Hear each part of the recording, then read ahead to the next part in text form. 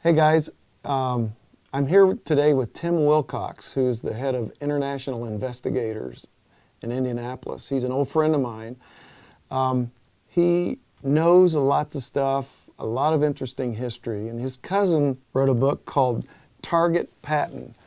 Tim had a lot of hand in this thing, and I thought you guys would really enjoy hearing some of what Tim has to say about this, especially in as much as Bill O'Reilly has made the whole killing Patton thing popular now.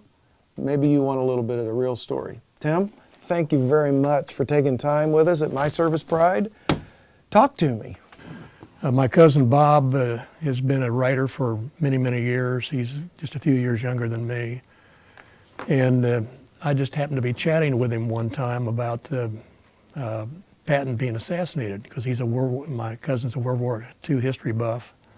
His father was a decorated colonel in the war, and so he couldn't believe that Patton was assassinated. And so I said, well, I know the guy that did it, and or was involved in the assassination. And Douglas Bazada, who we had hired before to do special ops for us. We meaning? My company, okay. International Investigators, and primarily to extract kids from other countries that were taken illegally from our country. And so I got to know him pretty well. And he was introduced to me by Nick Longworth, who's an old friend and was involved in Washington politics. Mm-hmm. And so we gave assignments to Douglas Bazadas on several occasions, and I got to know him pretty well. And he was kind of intimating that he was involved in the assassination of the most famous general of World War II. And he'd actually taken some polygraph tests, and he'd passed those. And so I said, maybe to my cousin, maybe you ought to interview this guy. He was probably 85 or 86 years old at that time. He was one tough dude. He was the Marine Corps heavyweight boxing champion from 1935 to 1941. He was assigned to the OSS in a special operation called the Jedburgh, which is like the Navy SEALs now. They dropped Bazada behind the German lines, and he was very successful. And then during the occupation, after the war was over in Europe, General Wild Bill Donovan was the head of the OSS, and sometime in the fall of 1945, he assigned a special operation to Bazada to kill Patton. We don't know exactly where the orders originated from, but probably the commander-in-chief, which is President Truman at that time. Yeah. Why would Truman have wanted Patton killed? Pressures from the Soviet Union, pressures from General Eisenhower. Because Patton was wanting to invade. Patton was, I guess you could call him a little bit out of control. He was trying to marshal forces to invade the Soviet Union. Yeah. Had he been successful, he would probably have eliminated the Cold War, and who knows what that would have saved his country. Can you imagine?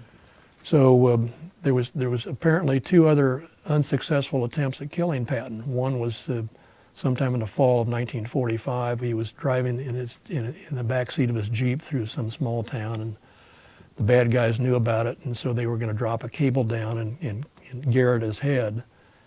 And it was coming almost like Inspector Clouseau in the Pink Panther. He drops his cigar and reaches down, and just as the cable went by, and so he survived that. And then there was another situation where he was in a reconnaissance plane, a Piper Cub, overlooking parts of Poland, and somebody got a hold of a Polish Spitfire and tried to shoot him down, and Patton's pilot was better and outmaneuvered it. So that was the second time. And I read in here that that they observed 4 aircraft overhead, as if the other aircraft were doing reconnaissance for this operation below. It was a major operation to kill him. Yeah. A lot of Bob's information came directly from Douglas Bazada, because he gave him 2 huge boxes of diaries and journals and documents and things like that. That's amazing. He went to the National Archives and tried to find the investigation and the report of the medical reports and all that. Everything disappeared from the National Archives. But what actually happened is the the third attempt was going to be the day before he was going to leave for the U.S. to resign his commission. And he and General Gay went hunting in Germany the day before. And on the way back, there was a plot to kill him with a special air rifle that shot a mushroom-shaped projectile. Was this Bazada's? This was Bazada's operation. So he was laying in wait with this air rifle. Yeah, and somebody had stolen a deuce and a half from a motor pool, and the deuce and a half ran into the front of Patton's Cadillac limo, caused a minor accident. Patton was, at the precise time, was shot in the back of the head with this thing. It broke his neck, threw him forward to the glass partition between the front and the back seat. Had all kinds of lacerations on his head, and they thought he was dead, but he actually survived that. And General Gay, who was sitting in the back seat with him, didn't even have a bruise on his knees. So it was all contrived through Bazada's operation. Yeah. They take him to past several hospitals to another hospital in Heidelberg, and they put him in some kind of a special neck brace, and the neck brace was not working for him. His vital signs were diminishing. This all happened on December 11th, 1945. His vital signs were diminishing, and the next day the media was there, and there happened to be a British neurosurgeon that happened to be there. Looks at the x-rays, looks at the device on his head, and he says, that's the worst thing he can possibly do. Changed it around so it was more effective. In the next few days, his vital signs came back, and I think on December 19th, he had a press conference, and he announced to the media that he was going to go back to... Patton had a press conference? So he was back he was sitting up in bed drinking his bourbon and smoking his cigar. Giving the nurses a hard time. And so he announced to the media at like 10 o'clock in the morning that he was going to go back to Walter Reed for final recovery and go back into civilian. Is there footage of that? Probably. Yeah. Yeah. Well, at 3 or 4 o'clock in the afternoon, he was dead. No autopsy, no pathology, no toxicology. The medical reports disappeared from the National Archives. The investigation reports have all disappeared. And Bob is really chronicalized everything that happened in this book, and you draw your own conclusion. But the conclusion that you would have to draw just from logic is that Patton was assassinated.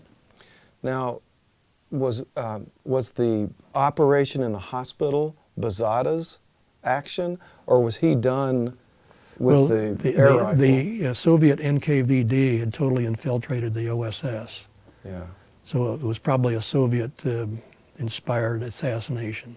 And the OSS was a precursor to the CIA. Yes. Fascinating. Well, guys, this is an amazing book. If you've read O'Reilly's, or if you have heard some of the noise and you want the real story, Robert K. Wilcox, Tim's cousin, Target Patton, you can get it on his website. You know, I think it's robertkwilcox.com. Yeah, or Google it, or you can get Amazon or whatever. It's awesome. It's really, really interesting. Hope you enjoy it. Thanks. Later.